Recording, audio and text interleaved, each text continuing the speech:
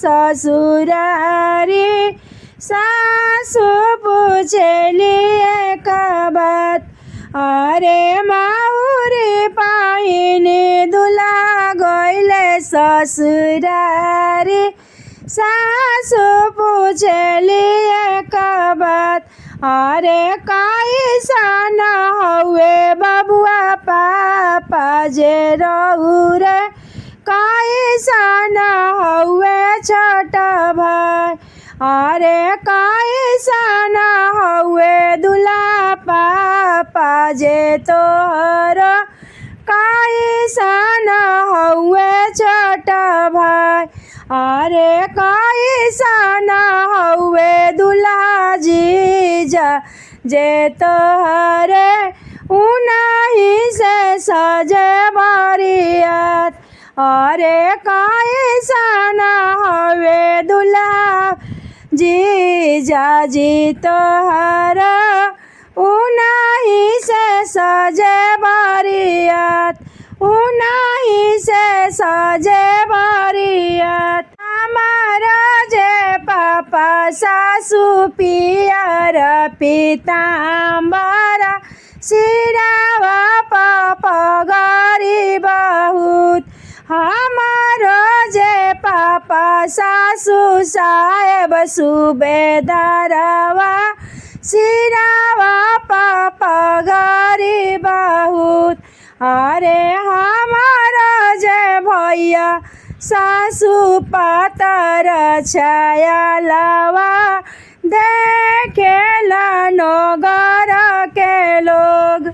अरे हमारा जे भैया सासू पातर छाया लवा, देखेला नगर के लोग।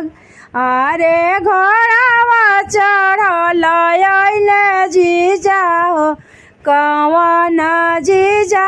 उनही से सजल बरियात, अरे घोड़ावा चढ़ल अइले जीजा हो, कवन जीजा। उनही से सजल बरियात, अरे नाही हमारो कब दुल्हा पापा जी तोहरो। नाही रोकब छोटा भाई, अरे नाही हमारो कब दुल्हा पापा जी तोहरो।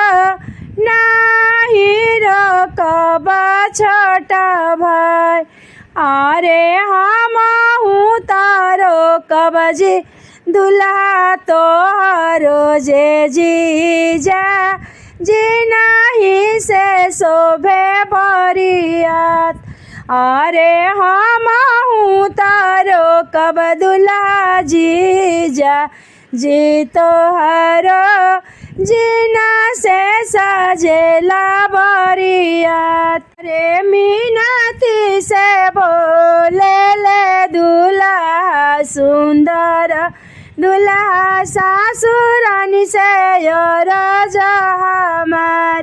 सासुरानी से राजा हमार, अरे रोक ली नाए सासू पापा जे हमारो। रोकिला भैया हमार, अरे रोकिला भैया हमार। जानी रौरा रोकी सासू जीजा जी हमारा। दीदिया जो होता होई है बाट, अरे जानी रौरा रोकी सराजा जीजा जी हमारा।